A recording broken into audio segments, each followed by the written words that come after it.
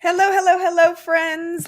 Thank you for joining us for another Kiss and Tell podcast. You've got myself, Dr. Sabrina Rojek here, Dr. Jenny, and you've got Steph bringing us the questions, helping us keep this move along, and making sure that we're then also paying attention to any questions that you may have during this talk. This is a live, so you can put your comments in, especially if you came in through Facebook, and then we can see where you're coming from. YouTube, say hello.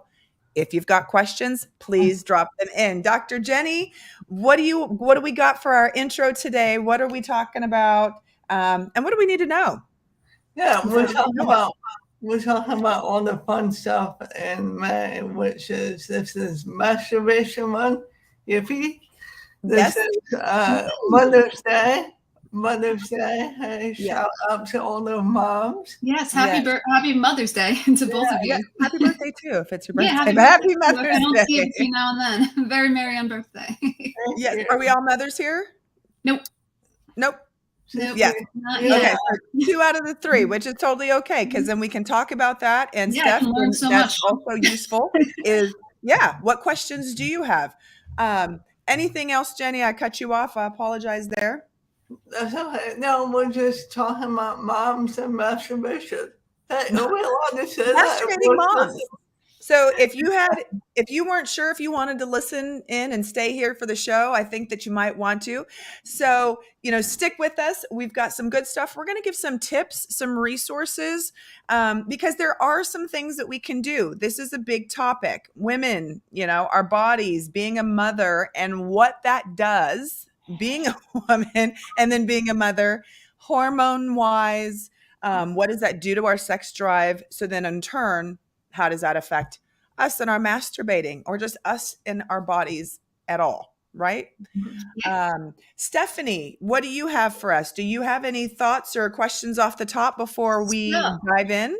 I think there's a lot to cover here, and we have had recurring questions about masturbation, and we have covered some in the past. But one that I keep getting is people between their menstrual cycle and also getting pregnant, and how their libido, we'll call it, changes, and how masturbation and their relationship with their bodies changes. We also have masturbation questions about women who are older, going through menopause and things like that. But I think focusing on the pregnancy or pre-pregnancy aspect to start will be covering most of the questions we've received so far. Okay, I think we can just go ahead and Jenny, do you want to start? Should I take it? What you like? Do you have some thoughts about the menstrual pregnancy and any and all, and just start going? Are you wondering, is the question wondering what the hormones are doing pre-pregnancy, or what do you mean? Yeah, so that's what seems to be the consensus is some of them were like, hey, I feel more aroused around my menstrual cycle, or I feel more aroused while I'm pregnant. And some of them were, I feel more aroused while I'm pregnant. My husband is, not as attracted to me. That's a whole different thing. But, I'm masturbating more. Is that normal? Is that something? And then we have a couple people who say that they've never masturbated and never felt the urge to. So there's lots to unpack here, but I think it's more of like the changing. You got it. Yeah. Go for it. Well, yeah, hormones, do cause you to, either be in the mood or not. I mean, that's just what they do for women. They help with your sexual desire, if you will. And there are women who, when they're on their period, they're a lot more in the mood than they are when they're not on their period. And everyone's different in that. And okay, I might have to refer to Sabrina here because I can't think of what it's. I know one's rising, one's dipping, and I'm mixing up the two. Oh, it's all right. Go for it. I'll fill in the gaps. Yeah. So I'm serious. My mind is saying hormones, and I can't think of what the ones are in that we deal with. Progesterone, glutamate. Yeah. Testosterone, it starts dipping, right? And our estrogen starts going up. Right. Yes. and Right. we've got progesterone, and then that can go flux. And if you've got PCOS or anything else, so yeah, Right. Yeah, and yes, we do have testosterone. Most people don't realize that women, that is part of our sexual makeup. It's not just a male hormone. Women deal with testosterone too. And we do get Yes. more of it as we get older, which people don't realize that. So, when the body changes for us, but that's, I don't want to go there yet. I just want to talk about what happens when you're on your period, correct? Yes. So, when you're on your period, sorry, my cat. Cattail. So, when you're on your period, one is up and one's down. And remind me which goes up and which goes down. Our testosterone levels are dropping. Right. Yes. And then progesterone is leveling out, correct? Yep. And estrogen for most people, and of course this could be different, but yeah. And then estrogen is going up. So Yep.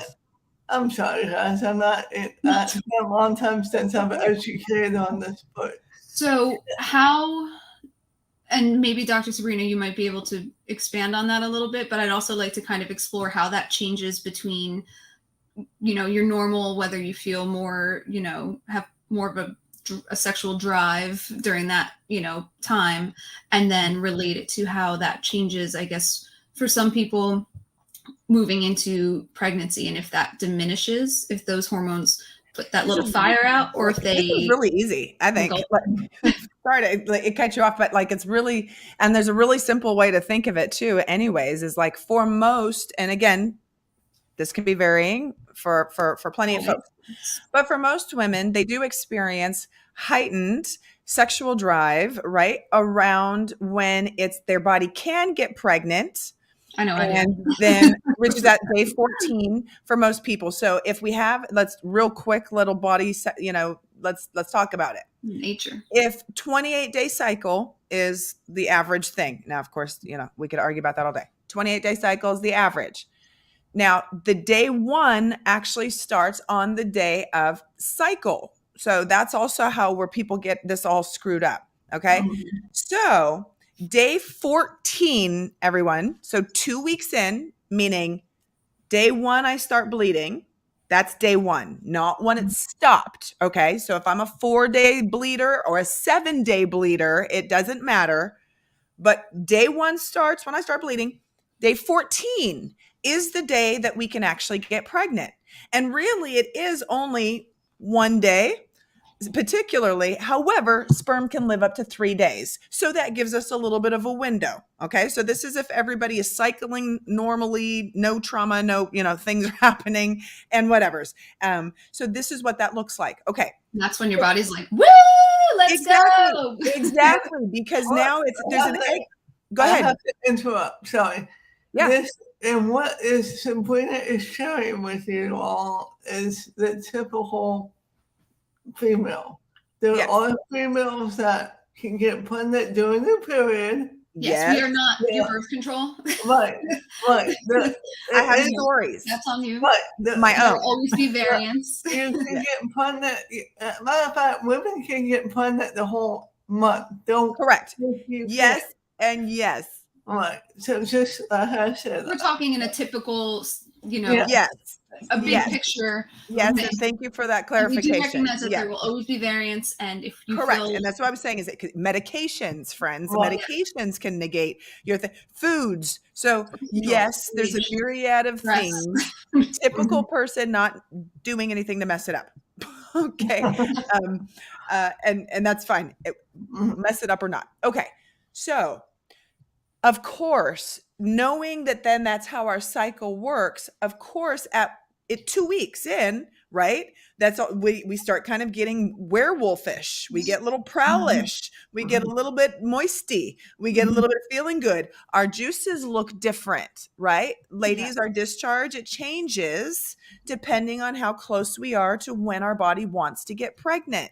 Okay. So a whole lot of stuff is going on from our hormones based on where we're at in our cycle, based on whether or not our body's gotten pregnant.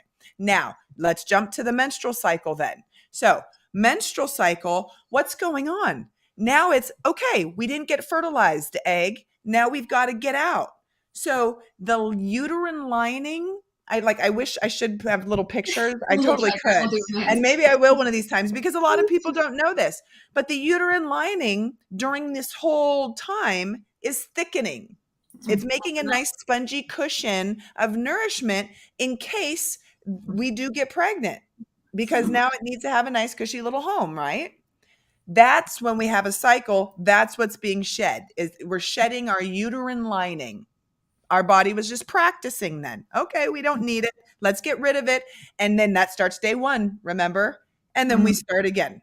And right? That's when there's like a decline then in your Yes. sex drive typically. Exactly. Because those hormones change, right? Like you were saying, Dr. Exactly. Hey, we're not trying to get pregnant and all the blood. So now to answer the question is, during the cycle, why are we like so turned on and a lot more lubricated? We've got a lot of concentrated blood, and our nerve endings then are really sensitive. Why? Our body was trying to get pregnant, and then now it's not, but now all that blood is there. There's engorgement. So yes, it's sensitive. Yes, it feels good. Yes, it helps with cramps. Yes, it releases the good feeling chemicals, the dopamine, the endorphins, the oxytocin. Those are different, so we just got a whole A and P. And I know that got really sciencey, but it's kind of necessary. That explains what's going on for us. Same thing then with pregnancy. Pregnancy, now we don't have to be worried about getting pregnant. For some people, that's a worry, right? Like you're already pregnant now. There's nothing to lose. Now I can scrump like monkeys and I don't have to worry because I can't get repregnant. Right? So there's a freedom that happens for a lot of people, quite honestly. I know that that's what happened. And then you do have more blood. Your blood volume literally doubles in a half, 2.5 for women when you're pregnant. So you've got more blood, meaning more engorgement, more sensitivity. This feels really good. And I'm really wet really easily. You see, so much fun. It does. And you get extra horny and you're ready to do for a lot of people, not everyone, right? If you've got it, not everyone. But yes, this is why it's roll with the cycles, and we need to know yours. Get to know your body, not just get to know it from a let's masturbate and touch all over it, but get to understand how we and your natural rhythm works with the cycles. It's called a moon cycle for a reason, okay? Because then not only our chemicals fluxing, our emotions and all of our, everything else is heightened. That rawness, that raw divine femininity that gets to come through and the opportunity to shine. We have a question from an audience member. Yes. I don't know if you can see it. Can you? Yes. Karen, you want me to read it? You want to get in on this? Yes, there is. And Karen, I'm so glad you said that. So the question is, what about follicle stimulating hormone and luteinizing hormone levels? There are differences in women with PCOS. So for those that, if you don't know those words, already, then you probably don't have PCOS. And Karen, I did mention very briefly when I did start to say this, I mentioned that if you did have PCOS, then yes, this would be very different levels for you, particularly for then your estrogen and your progesterone and things like that. So yes, there are differences, and you would have those levels checked for you to then figure out what do you need to help balance. Yeah. So there's lots. First, let me say this piece from the medical perspective. And then Jenny, if you want, Dr. Jenny, if you want to jump in and give us some more from the clinical sexology stuffs, then, please fill in that. There's lots of tests now, ladies. And, you can go to a doctor for sure. If you've got the doctor that you love and you feel seen by, I love this for you. And go see an OBGYN, or how you could see a regular doctor, a regular MD, a family practice. But otherwise, you can do lots of online tests now, right? For $150, actually, I've seen them now. You can even get them sometimes on special for like $99, but usually around $150 is where they start, all the way up to $1,000, as you can imagine, to get your panels done. and to get your hormone panels done. And ladies, at any time of your life, get this done regularly, because this would really save you feeling, women going through menopause, you're going to know is exactly what I'm talking about. Or if you're at those beginning stages of feeling crazy, like your body's literally on fire, like you're suddenly forgot how to be a woman and your body's rejecting every part of you at, just like the absolute hell that this has become. And it doesn't need to be, nor is it meant to be. So I'm sorry again that I'm on this medical box, but I feel like this really needs to get addressed, because this is at the root for all of this. And then let's talk the rest of the time about masturbation real quick. I'm almost done, I promise. So please keep these questions coming, because this is so important. Get your hormones checked for $150. You're getting progesterone, testosterone, and they come in a panel. You don't have to memorize these things, friends, but just look up women hormone levels test online. I wonder too if you could talk to your PCP about it, your primary care doctor, and see if if you have these concerns, if that was something that they could put absolutely a test or send a lab in for you. I don't know how they that absolutely works, I think it's a good thing to explore before spending the money. Yeah, no, they absolutely could. But here's the thing: is not everybody goes that route, or goes natural routes, or whatever the case may be. So even for our natural friends, a lab draw is not you doing medication or something like that, because you've got to get the right combo, and it's called a compound, from your pharmacy. You don't want to just start mixing and playing. Let me tell you this real fast. For the menopausal women in particular, and also our pregnant women, if you've got risk for preeclampsia or any of that stuff, almonds help to naturally boost our testosterone. And that's what our bodies are needing. A lot of women, when they're going through menopause in particular, they get on testosterone creams and things. If you don't want to go that extreme, almonds, there's things that we can naturally do to help boost our testosterone. Of course, exercise. There's natural, regular things that we can also do that will help us feel more sexy and in the mood.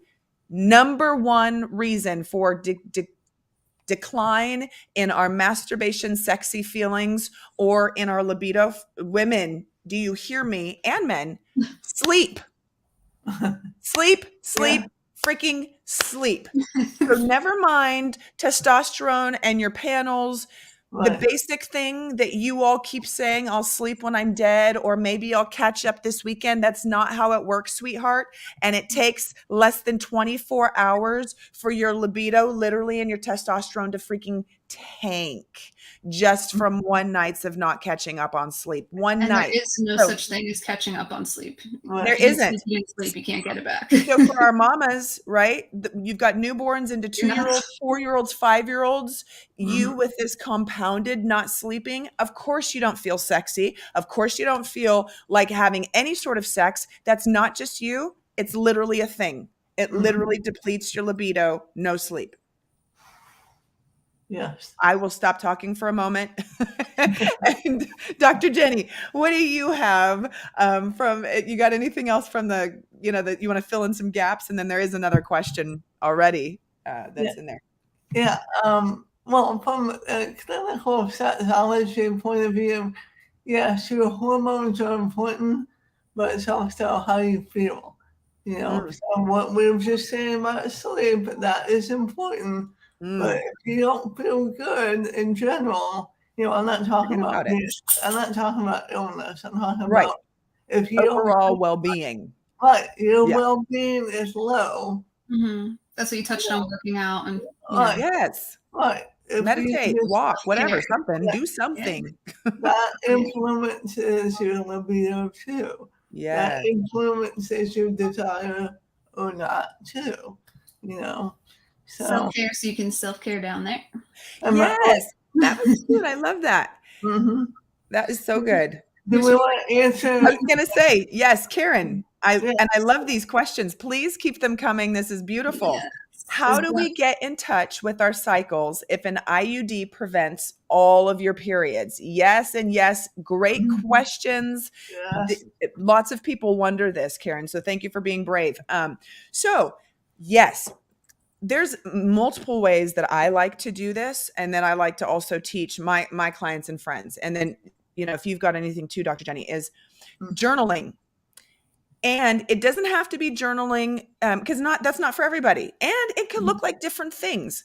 But one, start documenting, friends, journaling from the perspective of understanding yourself and learning and documenting your own rhythms so you can go back and look at your own manual. We need to stop not knowing ourselves so much to the point that we're almost like blindsided by the time of the month. And then if we're like, oh yeah, my cycle is going to start. No wonder why, fill in the blank and whatever do you understand what I'm saying? Or We need to be better about that. Last menstrual cycle. And you're like, let me look at my app. But it's not just that. Is if you're not actually bleeding, then that's a legit question. But what if you were monitoring yourself, even just a simple couple of questions each day? Every day for 2 months, let's say, or 3 months, just answer, what are my energy levels? And that's subjective, sure. But on 0 to 10, what is your energy level for that day? During the day, does it flux where you notice it, like where it's a noticeable? Just notice and then mark that down. And then notice, how are your moods and emotions? The one thing I don't like that we do to disrespect ourselves on a regular is we say, or we let others, oh, she's hormonal. Or I'm on my period. That's why I'm crying. What if I could offer a reframe real quick, mothers and ladies, on this, if I can do that? What if that's finally the one time during the month that women are their most authentic self? That ego and the woman filter and mom filter and all the labels that we put on doesn't have the strength to resist the moon for that day. And that's the rawness is really who she was thinking. Now, it doesn't mean like if we get all snappy and we're biting heads off and all of that fun stuff, that doesn't mean that, we're just thinking crappy and wanting to be mean towards everyone on a regular. There is some of that that's extra, right? But legit, what if this were the time that it was your authentic time? There are cultures that actually honor women and their cycles, and the women all go away and they have red tent ceremonies. And there's even movements that have that now, but where the women that are cycling, they leave the tribe, they leave the village, they leave the people just so they can tend to themselves and do women things where they are not having to take care of children or do anything else, because it's recognized we are a GD portal for souls, man. This, how lightly we take that as, oh, we're just women and we have this awful cycle and it's ruining my life. Hold the F on. Like, I'm going to argue with you. This is sacred. We're going to fight on this. This is blood magic. This is moon magic. Like, I don't care what you want to call it. It's a force that nobody feels prepared to reckon with, right? So Karen, just to answer that question real quick, is pay attention to yourself and literally just document each day. You could full on journal if you're feeling froggy. Yeah, there are a lot of... Notice yourself, the energy and your emotions and how close to the surface they feel. And is it that you're extra emotional, or is it that you're just, I don't have the energy to filter everything I say and do. And this is me. This is me being raw. Take it or leave it. Wouldn't that be awesome if we had a little bit more of that each day? Yeah. And there are plenty of apps and little notebooks and things like that you can buy on Amazon or, wherever, that are something as simple as just a mood tracker where it's you check each day. Good, happy, sad. A lot of cycle trackers. A lot of your period trackers have that built in as well. Put your little emojis. From an overall mental health standpoint, there are just mood trackers that, you can include them in your cycle tracking. You cannot, but it's a good idea. I have one. I always say I'm going to use it. I don't use it as often as I should, but it Let is me great. offer one more thing too. I'm sorry, I stepped in, but Karen, I want to offer one more thing, and then, let me know if there's another question, is getting in touch with our cycles. I want to honor the use of words there because it is a thing. We are super disconnected, from our bodies, from our emotions. We're taught, kind of trained to be this way. A lot of different reasons why. We don't need to go into that. But So getting in touch with ourselves, and the easiest thing to start this off with is just telling yourself, I trust me. I trust me to know and recognize my own signals. I trust me to honor the signals that are coming up and to not say that it's because I'm crazy or because I'm on my period and I'm all of this. I'm not going to dishonor myself or my feelings anymore in that way, right? Like, what if we started with that and then just see what comes to you? Psyche wants to talk. She wants to talk. Our bodies want to talk. And in particularly our wombs and the motherness, even if you never become a mother, if you can't become a mother, the divine feminine, there is still the mother in us, in all of us. Yeah. And she wants to talk to you. She wants to have a relationship with you. And so if you just pay a little bit of attention, I bet you'll be flooded. And one kind of caution is, it's a good caution. Your dreams, if you do choose to do this work and open the door to the mother and to the divine and to yourself and allowing this to be wonderful and getting in touch, and maybe that includes touching yourself or masturbating or not, however this looks for you, your dreams often change and start becoming very vivid. And I want to say that because some people already have vivid dreams. And if you have PTSD or anything like that of that sort, this can seem triggering. So I'm giving you a heads up that you might need to seek out support, and that's okay. And please do. Love on yourself, mamas, right? All the ladies, but mothers, again, the divine mother. Love on yourself. Passing out so much love. You've made so much love in your children. So you need to take the time to love yourself. Easier said than done from someone who doesn't have any children. But, just from having, my own mother and my sister who's a mother and, you guys knowing how much love and, care you put into every single action you do all day long. Please take the time to love yourself, and please love your mamas. That was beautiful. Yes. Like, this is Mother's Day coming up, right? Like, if you might be listening and thinking of your mom during send my mom a card. Please touch yourself today. Happy Mother's Day. Yes. Send your mom something. Let her know. And here's the thing. And if you are listening and you aren't the mom, but you're thinking of your mom, and please do, I hope this gives a little bit of understanding, or at least a little bit of empathy she doesn't know what the hell's going on with her body, let alone you, right? Like, for those that are especially if it's the menopausal mamas, if it is the hormonal mamas, if it is the pregnant mamas, if there's any hormone interruptions and your stuff is just, it's a struggle, man. It can be. Then just send yourself some love and send them some love, right? Like, there's a lot going on. that not everybody's having to deal with. There's a lot going on under the hood. We're already at the end. And so I am going to turn this over as far as for wrap up. But before we do that, Karen and Courtney and our other friends that have come to join us, thank you for putting in your questions. Feel free, and remember, you can always send them in between, anytime. Send them into the group. Find us on Facebook. Find us online.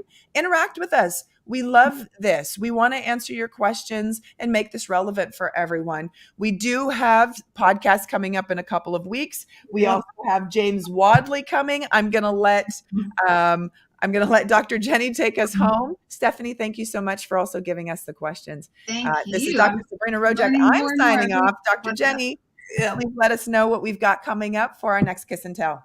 Yeah, on that Kiss and Tell, I'll put the date up here. It's May 17th, same time, 7 p.m.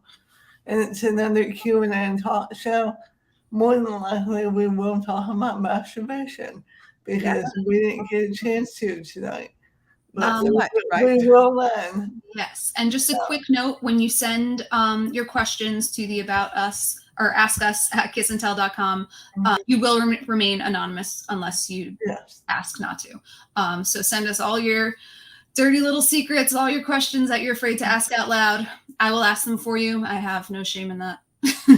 I do want to give one more resource, and then, sorry, Dr. Jenny, we've got these last couple minutes. Because I did go into the medical stuff about things, I did not get to say, and we really needed to put in here, pelvic floor Ladies, especially if you've had, again, Mother's Day, you've had babies, lots of muscle pulling, stretching. Everything doesn't always snap back, right away or at all. There are exercises, PC muscles, you've heard of them. However, most people aren't doing them correctly. Look them up. But there's pelvic floor exercises. You can actually go see a physical therapist, and they have specialists that are called pelvic floor specialists under PTs. And they literally work with you to get your stuff back in place. Ladies, sciatica pain, having to get mesh put in, bladders dropping, having incontinence is the number one thing that, women complain about. You sneeze and oops, I leaked a little, you laughed a little too hard. Yarlap. I put in a link here, yarlap.com/Dr. Sabrina. It's an amazing product. Ask questions if you want. It has an amazing rate, even up to our 90-year-old ladies for incontinence and for sexual muscles and being able to, grip some shit. Can I say that? Do the thing. You know what I mean? All right. That's it. Anything else? Again, thank you so much for listening, Jenny. I'm done interrupting. I think we're at the end of our time. Yeah, thank you, everybody. Thank you for joining Thanks, us. everyone. We'll see you next time. We'll see you in a couple of weeks. Happy Mother's Day. Happy All Mother's our Happy mothers Mother's out Day. there, don't forget to love yourself. Mwah, mwah, mwah. Loves.